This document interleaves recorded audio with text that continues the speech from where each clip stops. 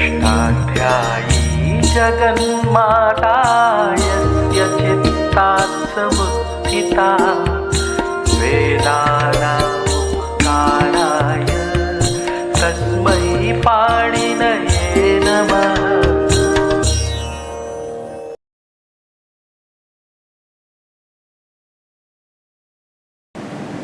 नमः पाणिनये। ये हमारा राष्ट्र भारत विश्व का प्राचीनतम राष्ट्र है। हमारी संस्कृति विश्व की प्राचीनतम संस्कृति है और केवल प्राचीनतम नहीं है, श्रेष्ठतम है, क्योंकि हमारे देश में वेद जैसे ग्रंथ प्रकट हुए। ऋषियों ने इन वेदों का साक्षात्कार किया और उन्हें निबद्ध करके हमको दिया। वेदों का चिंतन पूरे विश्व को एक दृष्टि से देखने वाला चिंतन है। विश्व बंधुत्व का उद्घोष केवल वेदों में है। मित्र से चक्षुषा समीक्षा में, मित्र की दृष्टि से हम पूरी दुनिया को देखें।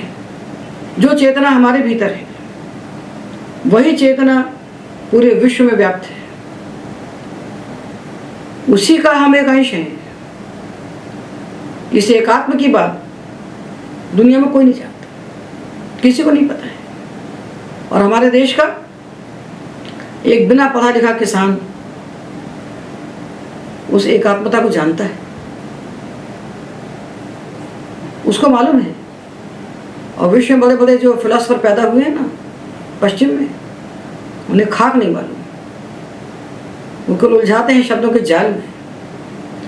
जब तक आप अपने समान पूरे विश्व को नहीं समझेंगे तब तक आप संसार के साथ सद्व्यवहार कर नहीं सकते।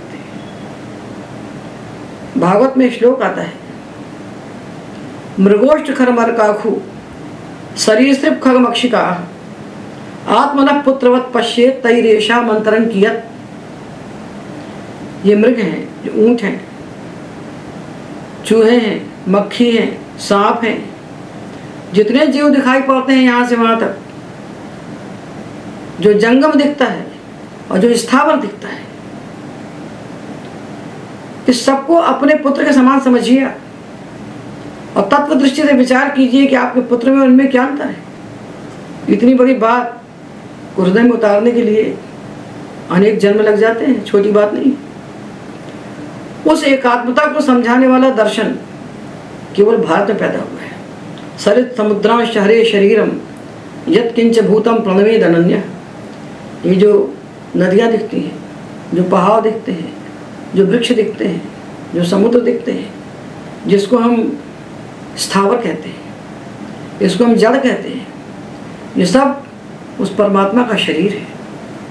यत्किंच भूतम, जितना भी जगत भूतम में जो हुआ है, भूधातु से बना है प्रत्यय करके भूत, जो कुछ भी दिखाई पड़ता है यहाँ से वहाँ तक, जहाँ से जहाँ तक आपका मन जाता है, गोचर जहाँ लग मन जाइए, जहाँ तक आपका मन जा सकता है, जहाँ तक आपकी दृष्टि जा सकती है, ये सब उस चेतना का ही विलास है, उसका ही विकास है। जो आपकी अपनी चेतना है वही चेतना विश्व के रूप में हमको दिखाई पड़ती है।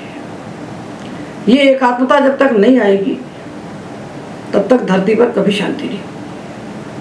विश्व शांति की बात पश्चिम के लोग क्या करेंगे? वो खाक करेंगे, उनको मालूम ही नहीं है कुछ, उन्हें कुछ पता नहीं है। जो कुछ मालूम है केवल हमें मालूम है। हमें का तात्पर्य हम भारतीयों, क्योंकि ये आत्मविद्या हमारी बपौती है। ये हिंदुओं को रक्त में मिली हुई है, इनके खून में होती है और इसको संभाल के रखना ये हमारी जिम्मेदारी है। पूरी दुनिया जल रही है, पूरी दुनिया ज्वालामुखी पर बैठी हुई है, उसके बीच में रास्ता यदि कोई दिखाएगा तो भारत है, क्योंकि विद्या हमारी विद्या है।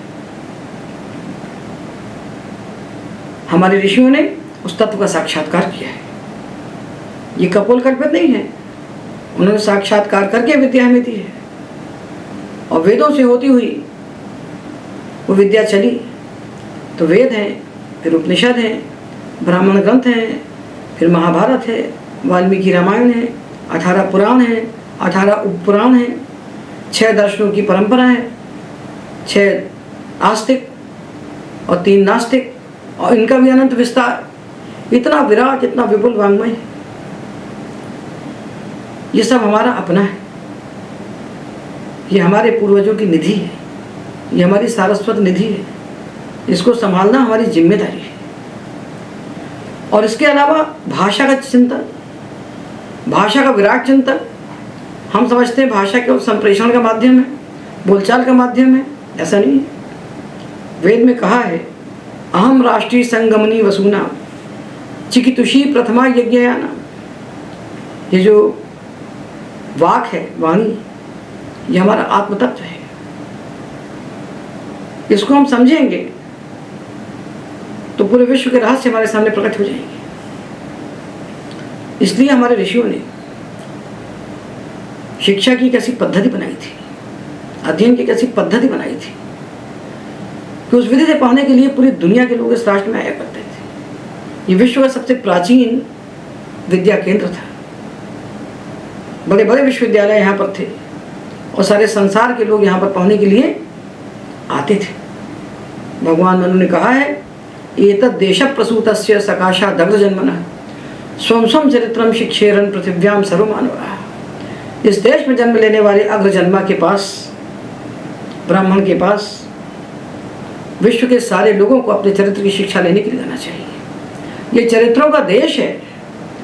पूरी दुनिया से भारत में क्या भेद है ये हमको मालूम होना चाहिए। किंतु ये जो आधुनिक शिक्षा पिशाची आई है, ये सब निकल गई। हमको पता ही नहीं है कि किस कारण हम दुनिया में सबसे महान हैं।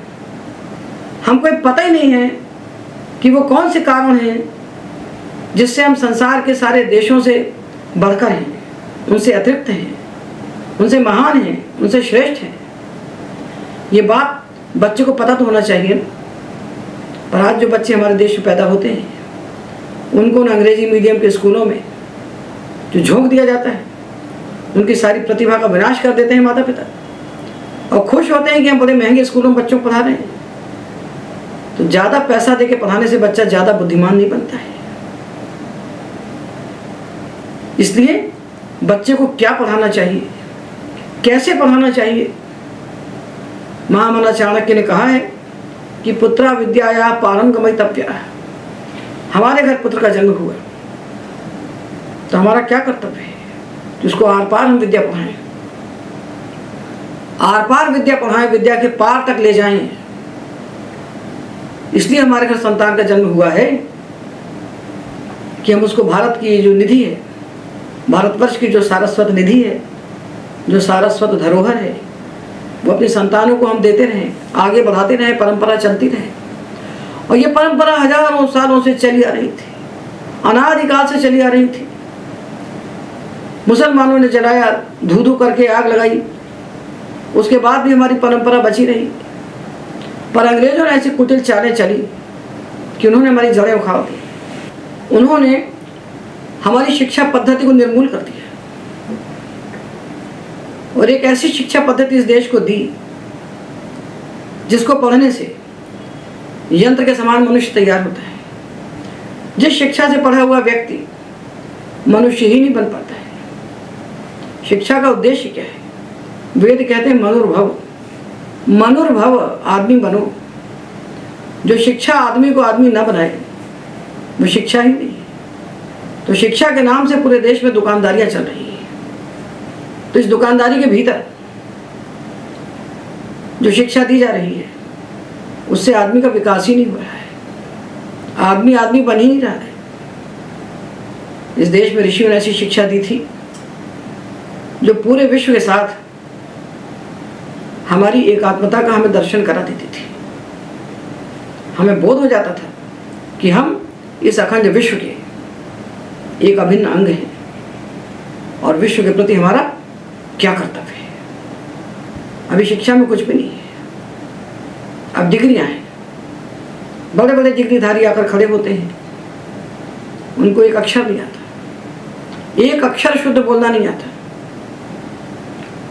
तो वो शिक्षा पद्धति जो ऋषियों ने दी थी, जिसमें न तो शिक्षक को वेतन मिलता था और न विद्यार्थी को फीस लगती थी, समाज की भिक्षा से पूरे समाज की शिक्षा चलती थी, जो ब्राह्मण के त्याग और तपस्या के बल पर चलती थी।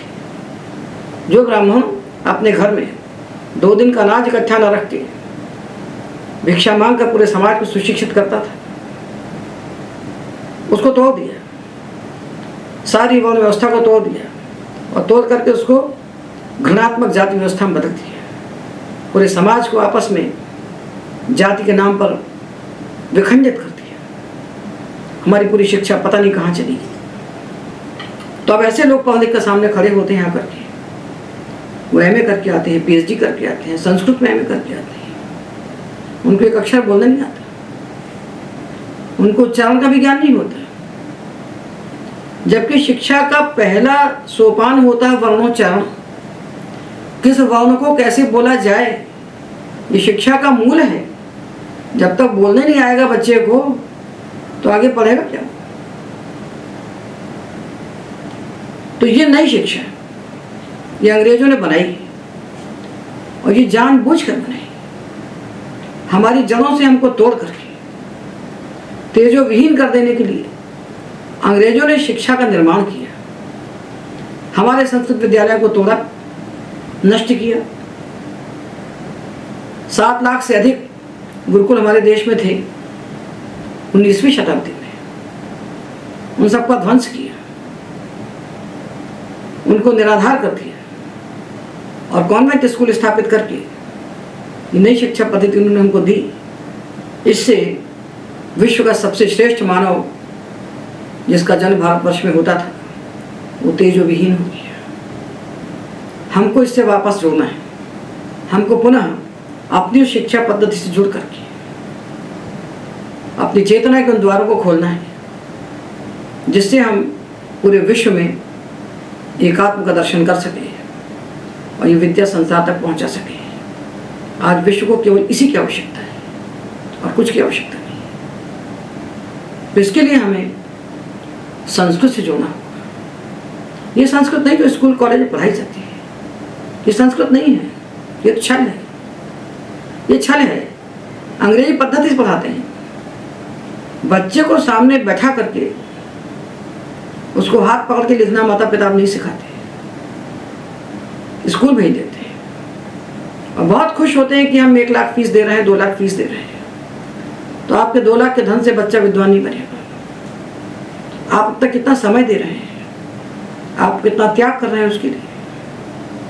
और वहाँ देकर जिनके पास सौंप देते हैं, जिनके हाथों में, वो गुरु नहीं है, वो सब टीचर हैं। उनको आपके बच्चे से कोई लेना देना नहीं है, उनका संबंध उनके वेतन से है। हमारे बच्चे से उनका कोई संबंध नहीं है। तो वो गुरु अब नहीं रहे जो उपनयन के बाद उस शिष्य को अपने गर्भ में धारण करते थे और अंतरात्मा से उसके विकास का चिंतन करते थे। इसलिए आज की तारीख में संस्कृत पढ़ना और संस्कृत की बात करना सबसे अधिक प्रासंगिक है, क्योंकि समाज की आज केवल वही आवश्यकता है। उसके बिना समाज अधूरा है, उसके बिना आदमी विकसित ही नहीं है। ये बड़े बड़े ऑफिसर देखते हैं ना आपको, IAS, इनको देख के भ्रांत मत हो जाना कि बड़े विद्वान हैं। ये बड़े बड़े पदों में बैठे हुए जो प्रोफेसर दिखते हैं ना, तो इनको देख के भ्रांत मत हो जाना कि बड़े बड़े विद्वान हैं। क्योंकि जिसने भारत की जड़ों से अपना संबंध नहीं रखा वो कितनी डिग्रियां इकट्ठे कर देगा, उसके भीतर कुछ नहीं है। तो हमको अपनी मूल शिक्षा पद्धति से जोड़ना है। मूल शिक्षा पद्धति क्या है कि बच्चे को सबसे पहले बोलना सिखाइए, सबसे पहले बोलना सिखाइए। इतना बड़ा जो हमारा विराट वाङ्मय है, हमको वेदादि शास्त्र यदि पढ़ना है, उन तक पहुंचना है। और यदि क्यों, हमारे जीवन का संकल्प ही ये होना चाहिए, शिक्षा का उद्देश्य ही है। देखिए बच्चे का यज्ञोपवीत होता था और गुरुजी उसको उपनयन करके ले जाते थे। तो वहां संकल्प क्या करता था बच्चा?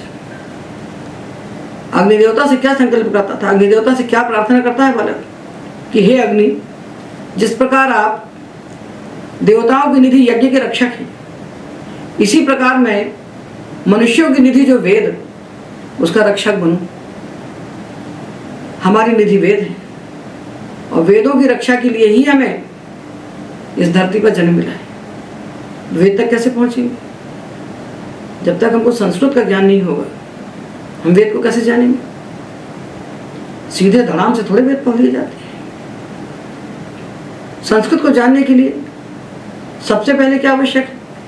अक्षर मात्रा का ज्ञान हो, उच्चारण का ज्ञान हो। लोग हिंदी में एमए हो जाते हैं, हिंदी में पीएचडी हो जाते हैं। ऐसी कुत्सित शिक्षा पद्धति बनाइए, परीक्षाएं देते जाइए, बीए करिए, फिर एमए कीजिए, फिर नेट कीजिए। एक बार नहीं हो तो 3 बार बैठिए, 4 बार बैठिए, नेट कीजिए, फिर उसके अपनी ज़िंदगी को झोंक दीजिए, बीएड करिए। डिग्रियाँ इकट्ठे करके आप खड़े हो जाइए और भीतर टटोल के देखिए तो एक अक्षर से भी आपका साक्षात्कार नहीं है। इसलिए सबसे पहली आवश्यकता है वर्णोच्चारण शिक्षा। संस्कृत पढ़ने से चेतना के साथ हम जुड़ते हैं। ये भाषा हमारा आत्मतत्व है, हमें उसका साक्षात्कार करना है। तो कहाँ से करना चाहिए? सबसे पहले वर्णोच्चारण शिक्षा से। तो कोई भी शास्त्र में पढ़ना है, कोई भी विद्या में पढ़ना है, तो सबसे पहले तो हमें अक्षर मात्रा का ज्ञान होना चाहिए ना। पहले जो पढ़ाया जाता था स्कूलों में, तो प्राइमरी स्कूल में भाषा और गणित 2 ही चीज़ें पढ़ाई जाती थी, भाषा और गणित। 3 साल तक केवल भाषा और गणित पढ़ाते थे बच्चों को, कोई सब्जेक्ट नहीं पढ़ाते थे। अब बच्चा केजी में जाता है ना, वहाँ भी उसका सिलेबस होता है। आज केजी के बच्चे का सिलेबस होता है, उसका बस्ता होता है, उसका पूरा पाठ्यक्रम होता है, किताबें होती हैं। तो छल है ना, जो बच्चा अभी विकसित ही नहीं हुआ है, अभी पैदा हुआ है, 5 साल का भी नहीं हुआ है, उसकी पीठ पर बस्ता रखते हैं, उसको सिलेबस देते हैं। ये सब पैसे कमाने का साधन है। पूरी शिक्षा पद्धति देश की अर्थपरक हो गई है, पैसे की लूट मार है, विद्या बीच में कहीं नहीं। सबसे पहली आवश्यकता होती है बच्चे को अक्षर मात्रा का उच्चारण सिखाना। स्कूल में पढ़ाते ही नहीं, बच्चे स्कूल जाते हैं, बच्चे चले आते हैं, उनको होमवर्क दे दिया जाता है। माता पिता खुश होते हैं कि हमने लाखों रुपए दिए तो हमारा बच्चा विद्वान बन जाएगा, पर हमारी पूरी जिंदगी हो गई पढ़ते पढ़ाते। पूरे जीवन का अनुभव है कि बड़ी बड़ी डिग्रियां लेके बच्चे आते हैं, उनको अक्षर मात्रा का भी ज्ञान नहीं होता है। ये उनका दोष नहीं है, इस पूरी पद्धति का दोष है, और ये उन सारे अध्यापकों का दोष है, क्योंकि अध्यापक भी उसी पद्धति से पैदा हुए हैं। ये जो अंग्रेजी पद्धति शिक्षा की आई है, उसी पद्धति से पढ़े हुए अध्यापक ये राष्ट्र की रक्षा नहीं कर सकते, ये राष्ट्र के चरित्र का विकास नहीं कर सकते। तो हमें कहीं ना कहीं से जागना होगा और अपनी मूल शिक्षा से जुड़ना होगा। और शिक्षा का पहला अंग होता है वर्णोच्चारण। वर्णों का उच्चारण हम कैसे करें? तो जो भाषा हम बोलते हैं उसमें वाक्य होते हैं, वाक्यों के भीतर पद होते हैं, और पदों के भीतर अक्षर होते हैं, उन्हें हम कहते हैं वर्ण। ये वर्ण 2 प्रकार के होते हैं, एक स्वर होते हैं और दूसरे व्यंजन होते हैं। ध्यान से सुनना, और जहाँ नहीं समझ में आए वहाँ तत्काल बताना कि हमको नहीं समझ में आ रहा है। ये अक्षर जो होते हैं, जो हम बोलते हैं अपने मुख से, ये 2 प्रकार के होते हैं, एक स्वर होते हैं और दूसरे व्यंजन होते हैं। ये वाक तो हमारा अपना स्वरूप है, ये वाणी हमारा अपना आत्मतत्व है, इसके साथ सायुज्य होना चाहिए।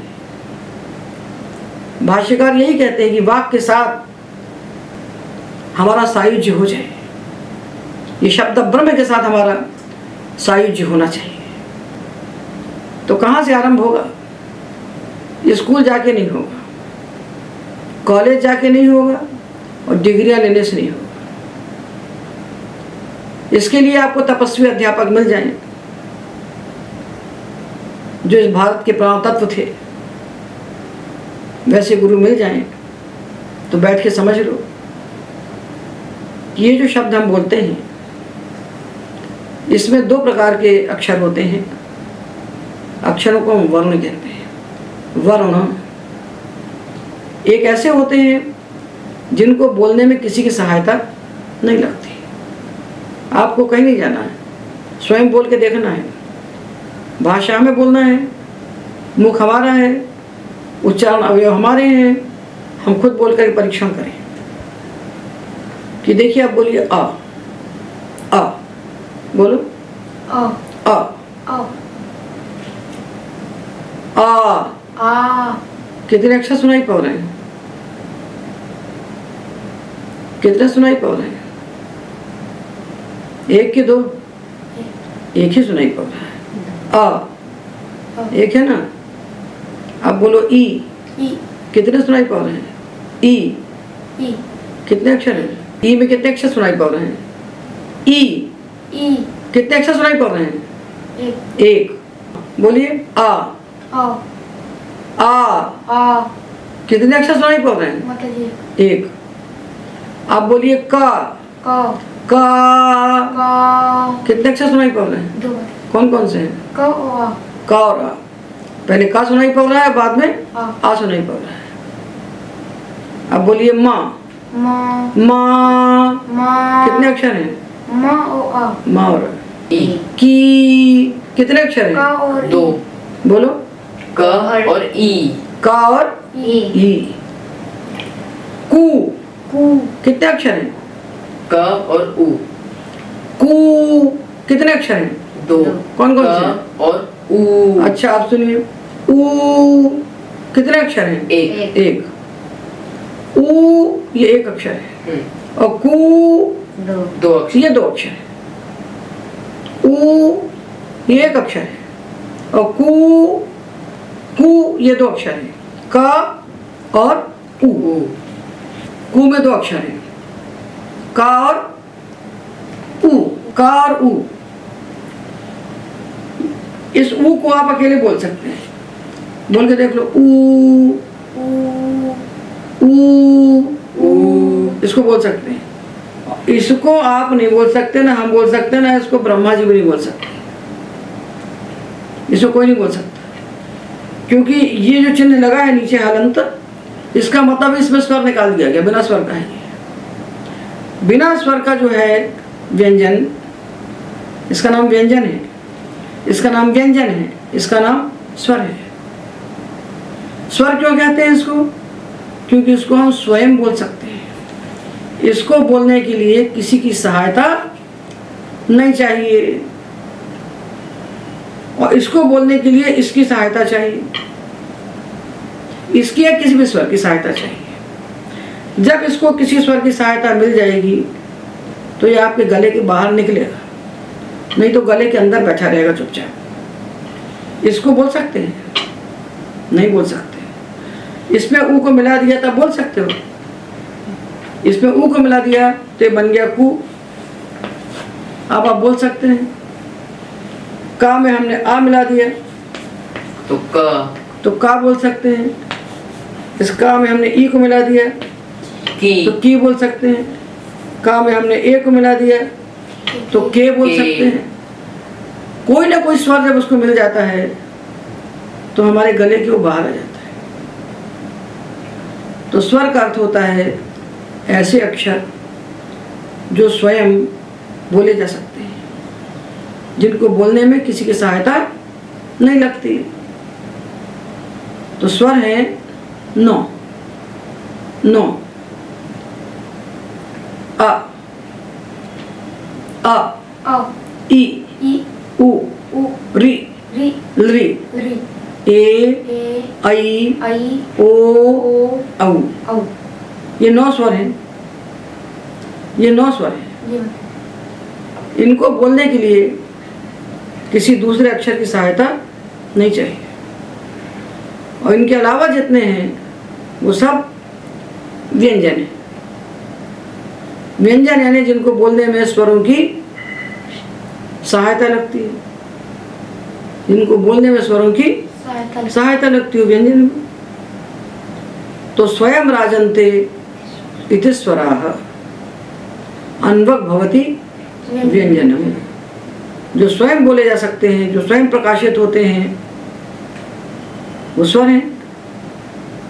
और जो स्वरों के बिना बोले ही नहीं जा सकते, उन्हें हम व्यंजन कहते हैं। तो दो प्रकार की ध्वनियां हैं, दो प्रकार के अक्षर हैं, दो प्रकार के वर्ण हैं। संस्कृत भाषा में नहीं, दुनिया की सब भाषाओं में। आदमी तो यही है, आदमी तो यही है ना भाई, ये यहाँ रहे कि वहाँ रहे, स्वरयंत्र तो सबके समान है। तो उनके पास कोई ऐसी शक्ति थोड़े है कि बिना स्वर के व्यंजन को बोल लेंगे। मनुष्य तो वही है, स्वरयंत्र तो वही है। इसलिए दुनिया की सारी भाषाओं में दो प्रकार के ही अक्षर होते हैं। एक होते हैं स्वर, जिनको हम बिना किसी की सहायता के बोल लें। बच्चा पैदा होता है ना, जब बोलना शुरू करता है तो व्यंजन बाद में बोलता है, स्वर पहले बोलता है। आ चिल्लाने लगता है, आ ये बोल लेता है। काखा गाखा थोड़े बोलता है बच्चा, बोलता है कि काखा गाखा। तो स्वर स्वतंत्र है और व्यंजन स्वरों के अधीन है। अब आप कहते हैं आ ई, अब यह आ, इसमें क्या भेद है? ये भी स्वर है, ये भी स्वर है। इसको भी हम बोल सकते हैं आ, और बड़ा बोल सकते हैं आ, कितने बड़ा बोल सकते हैं, ये यही है। तो इसमें क्या भेद है, क्या फर्क है इसमें?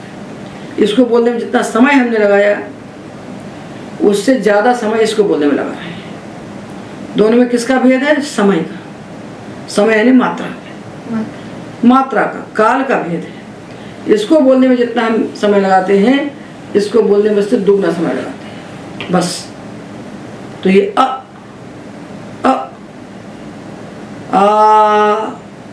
ये भी स्वर है, ये भी स्वर है।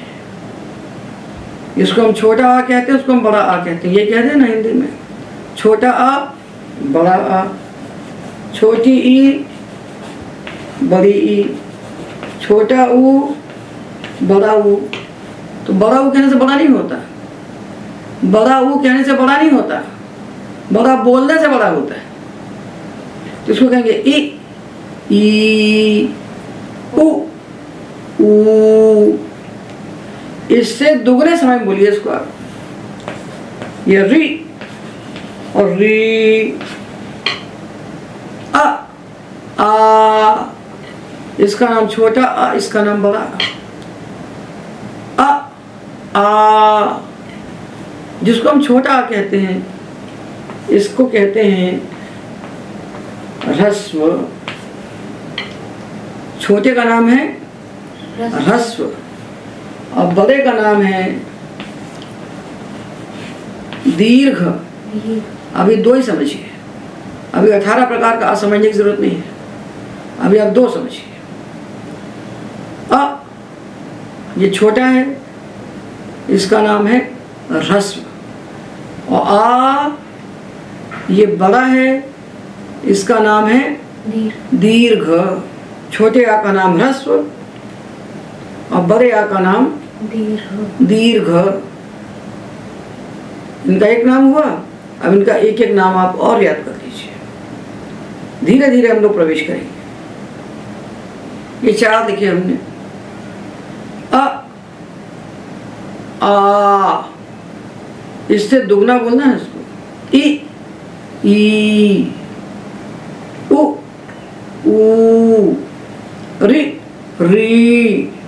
ये हिंदी में नहीं होता पर संस्कृत में होता है, इसको पढ़ना चाहिए। तो इनका नाम क्या हुआ? ह्रस्व। और इनका नाम हुआ दीर्घ। इसको बोलने में जो टाइम लगाया आपने, इसको बोलने में जितना समय खर्च हुआ आपका, उस समय का नाप क्या है? एक मात्रा काल। जितनी देर में हम छोटा आ बोलते हैं, अ ई उ री, अ ई उ री, इन चारों को बोलने में बराबर समय खर्च हो रहा है ना। इसको बोलने में जितना समय लगता है उतने समय का नाम है एक मात्रा काल। एक मात्रा काल, उतने समय का नाम है एक मात्रा। तो एक मात्रा के काल में जिसको हम बोलते हैं उसका नाम होता है ह्रस्व। एक मात्रा के बराबर काल में जिसको हम बोलते हैं उसको हम कहेंगे ह्रस्व। तो ह्रस्व होते हैं 5। ये हुआ और एक लरी होता है, लरी। अ, इ, उ, री, लरी। ये 5 स्वर ह्रस्व होते हैं, छठवां नहीं होता। 5 ही ह्रस्व होते हैं। ह्रस्व यानी एक मात्रिका। ह्रस्व यानी एक मात्रिका, जिसको बोलने में एक मात्रा के बराबर समय खर्च हो। मात्रा समय का नाम है, डंडी का नाम मात्रा नहीं है। डंडी तो दिखाने के लिए है। एक मात्रा का जो काल है उतना काल जिस अक्ष को बोलने में हम खर्च करते हैं उसका नाम है एक मात्रिक काल। और एक मात्रा का काल जिस अक्ष को बोलने में खर्च होता है उस अक्ष का नाम होता है ह्रस्व। ह्रस्व, ह्रस्व। इसी का दूसरा नाम होता है लघु। ह्रस्वम, लघु। लघु। इसके 2 नाम हो गए, ह्रस्व लघु और लघु। और ये जो हैं इनको जब बड़ा करके आपने बोला, मतलब इससे दुगने समय में जब बोला आ, ई, ऊ, री, और इसका दीर्घ नहीं होता। ये 4 का दीर्घ होता है, इसका दीर्घ नहीं होता। तो इन 4 का नाम क्या हुआ? दीर्घ। दीर्घ, दीर्घ। दीर्घ मत बोल देना, दीर्घ। दीर्घ। ये बड़ा ही है ना। और इसका एक नाम और है, वो नाम है गुरु। तो दोनों के 2 नाम हो गए, ह्रस्वम लघु और दीर्घंच। ह्रस्व का नाम हुआ लघु और दीर्घ का दूसरा नाम हुआ गुरु। ह्रस्व का नाम हुआ लघु और दीर्घ का नाम हुआ गुरु। तो कितनी बातें समझ में आई अभी तक? अभी तक आपके समझ में क्या है? ये आया कि हम मुख से जिस भाषा को बोलते हैं उसमें 2 प्रकार के अक्षर होते हैं, स्वर और व्यंजन। एक अक्षर तो ऐसे होते हैं जिनको बोलने में किसी दूसरे अक्षर की सहायता नहीं लगती, उनको हम स्वर कहते हैं। ये स्वर 9 है, अ, इ, उ, री, लरी। ये 5 और ए, ऐ, ओ, औ, ये 4 स्वर कुल 9 है। तो पहले हम इसको समझें, बोल के देखें। अ, आ, इ, ई, उ, ऊ, री, री और लरी। ये बड़ा नहीं होता, ये छोटे ही रहता है। ये बात हो गई ना। अब 4 और समझ लीजिए तो एक पाठ पूरा हो जाए। खुद बोल के देखो और खुद प्रमाणित करो। ये क्या है? ए, ए। अब ये क्या है? अ। दोनों को बोल के देखना। अ, ए, अ, ए। बोलो। किसमें कम समय लग रहा है, किसमें ज्यादा लग रहा है? ये 2 है, इसमें किसको बोलने में कम समय लग रहा है, किसको बोलने में ज्यादा लग रहा है? अ में कम लग रहा है और ए में ज्यादा लग रहा है। आपको बोलने में कम समय लग रहा है और ए को बोलने में ज्यादा समय लग रहा है। अब बताना। आ, ये ए और ये आ। ए, आ, आप किस में कम ज्यादा लग रहा है? दोनों में बराबर। दोनों बराबर है। आप समझ ना। ए, आ, ए, आ, ए, अ, ए, अ। इसमें आधा समय लग रहा है। ये इसके बराबर है, ये भी दीर्घ है और ये भी दीर्घ है। तो आ दो प्रकार का हो गया, छोटा आ और बड़ा आ। पर जो ए है ये छोटा होता ही नहीं। ए छोटा नहीं होता संस्कृत में। संस्कृत में ए छोटा नहीं होता, तो इसको कितना बड़ा बोलना चाहिए? इसके बराबर। इसको बना लीजिए आदर्श शब्द, मापदंड। इन दोनों को बना लीजिए। अ आ पाणिनि ने ऊ बनाया था, तब मुर्गा बोलता था सवेरे, और 3 प्रकार का ऊ बोलता था, कुकड़ू, कू। एक छोटा ऊ बोलता था कु, फिर ऊ बोलता था बड़ा ऊ, और कू ये प्लुत बोलता था। तो ह्रस्व दीर्घ प्लुत तीनों प्रकार का ऊ बोलता है मुर्गा। तो हमारा जीवन प्रकृति के साथ जुड़ा हुआ था, तो सबको मुर्गे की आवाज़ सुनाई पड़ती थी। तो उन्होंने कहा इसी समझ लो, अब तो मुर्गा का सुनाई पड़ते नहीं शहर में, तो इसलिए आप आ से समझिए। इसी को देखिए, अ आ अ आ आ एक मात्रिक आकार है और आ द्विमात्रिक। अ इसको बोलने में 1 मात्रा का समय लग रहा है, और आ इसको बोलने में 2 मात्रा का समय लग रहा है। ठीक है, इतने समय में जो बोला जाएगा उसको आप क्या कहेंगे? 1 मात्रा के काल में जिसको बोलेंगे उसका क्या नाम होगा? ह्रस्व। ह्रस्व। दूसरा नाम लघु। लघु। और 2 मात्रा के काल में जिसको बोला जाएगा उसका नाम क्या होगा? दीर्घ। और दूसरा नाम गुरु। गुरु। ये है ह्रस्व अथवा लघु, ये दीर्घ अथवा गुरु। तो ए इसके बराबर है, आई ये भी इसके बराबर है, ओ ये भी इसके बराबर है, औ ये भी इसके बराबर है। तो ए आई और ओ औ इनका ह्रस्व नहीं होता। इनको 2 मात्रा के काल में ही बोलना चाहिए, तब ये शुद्ध होंगे। ए आई ओ औ क्या बोलेंगे? ए आई ओ औ। ए आई ओ औ। ये हमने आपको 9 स्वर बताए, और ये बताया कि आ ई उ री ये छोटे भी होते हैं और बड़े भी होते हैं, ह्रस्व भी होते हैं और दीर्घ भी होते हैं। और रे जो है संस्कृत में होता है, हिंदी में नहीं होता, और ये ह्रस्व होता है, दीर्घ नहीं होता। और ए आई ओ औ केवल दीर्घ होते हैं, ह्रस्व नहीं होते। इसके बाद के जो भेद होते हैं स्वरों के 18, वो आपको हम नहीं बता रहे हैं, कि हम आरंभ कर रहे हैं ताकि आपको उच्चारण समझ में आ जाए, उच्चारण कैसे करना।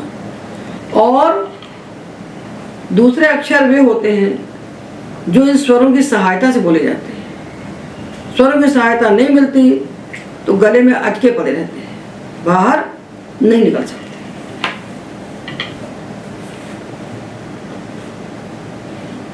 जैसे का, तो हम तो बोल के आपको का बता रहे हैं, आके सहित बोल रहे हैं, क्योंकि बिना आके हम बोल नहीं सकते, किसी स्वर के बोल नहीं सकते।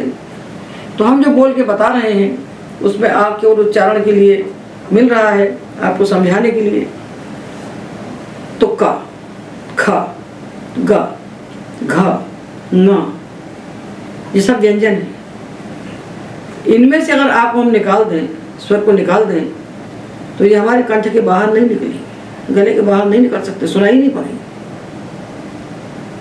इसको आपको किसी से नहीं पूछना है, कंठ आपका है, आप बोलने में स्वतंत्र हैं, खुद बोल के देख लीजिए। ये हमने सब हलंत लगा के लिख दिया। हलंत लगा दिया मतलब इसके स्वर को निकाल दिया, बिना स्वर के लिख दिया। अब इसको कोई बोल सकता है? इसको कोई नहीं बोल सकता, क्योंकि हमारा स्वरयंत्र ऐसा बने ही नहीं है जो व्यंजन को बोल सके। तो व्यंजनों को बोलने के लिए स्वर की सहायता चाहिए। आगे से या पीछे से कहीं ना कहीं से उसको स्वर की सहायता मिलती है, तभी हमारे गले के बाहर वो निकल के सुनाई पड़ता है।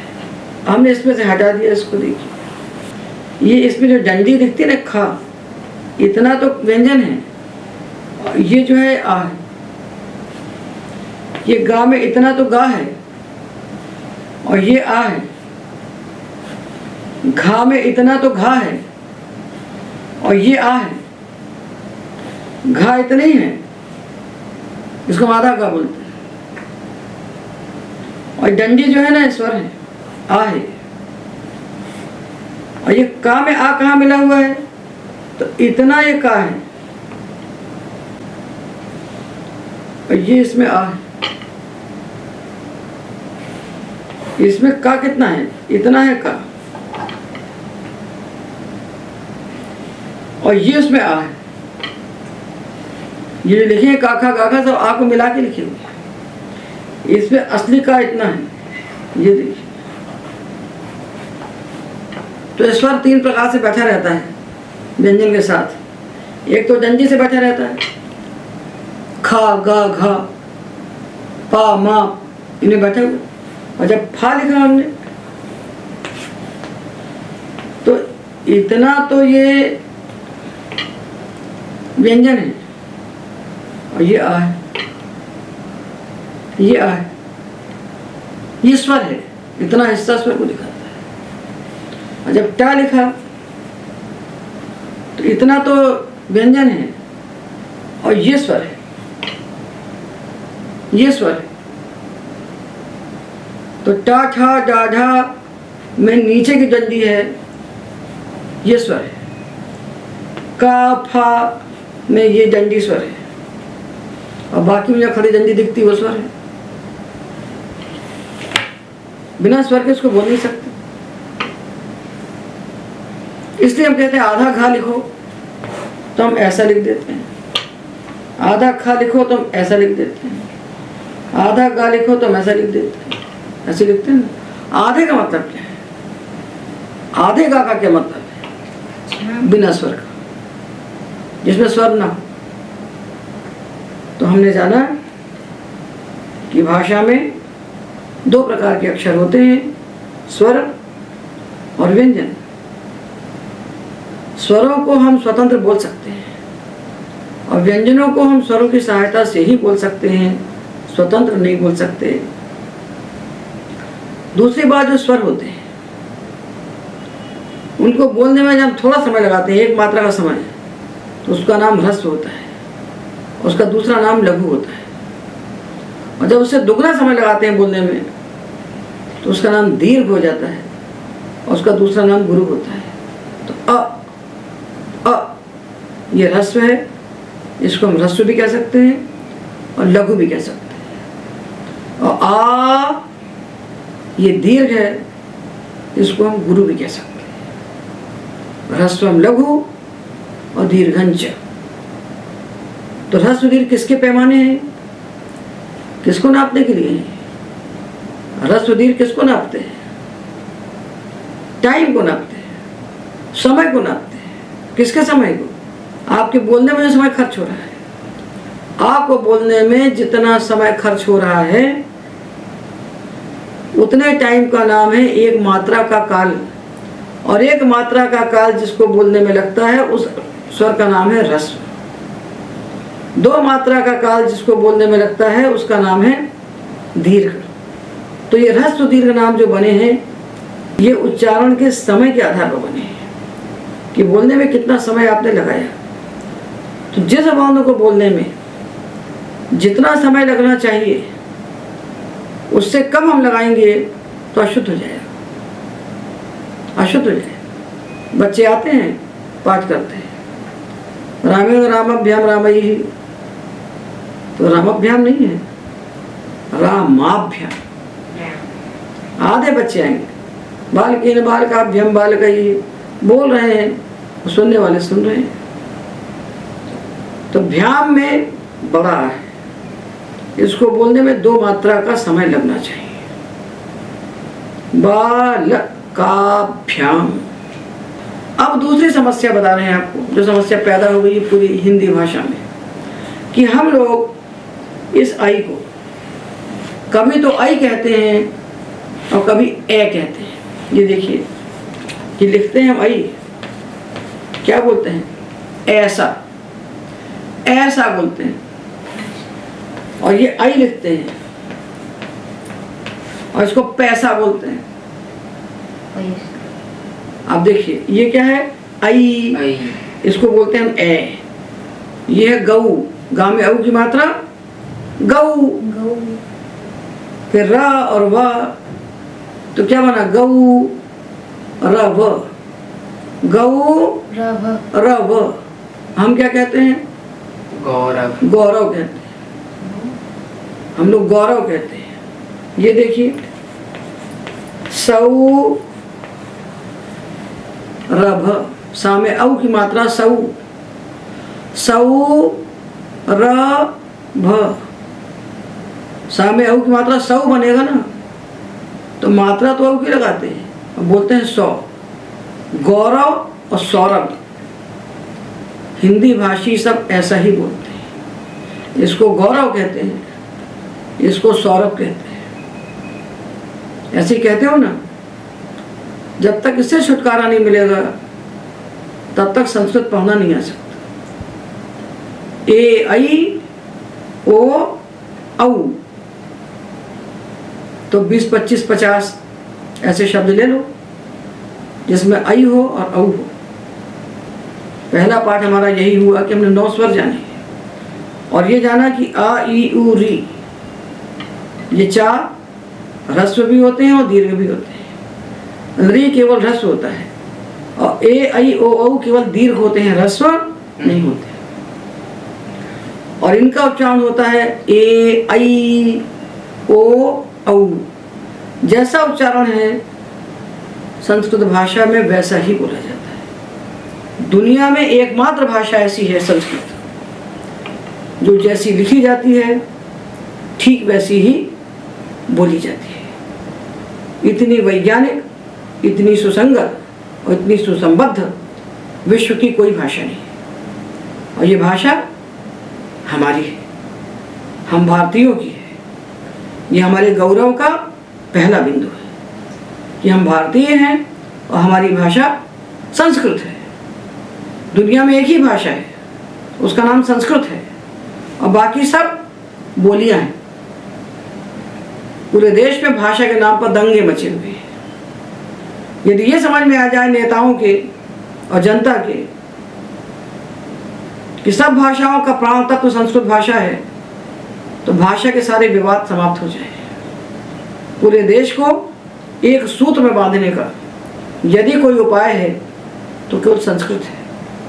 संस्कृत ही वो सूत्र है जो पूरे देश को एक साथ बांध सकता है। उसकी उपेक्षा करने से देश में विभेद पैदा हुए और समस्याएं पैदा हुई।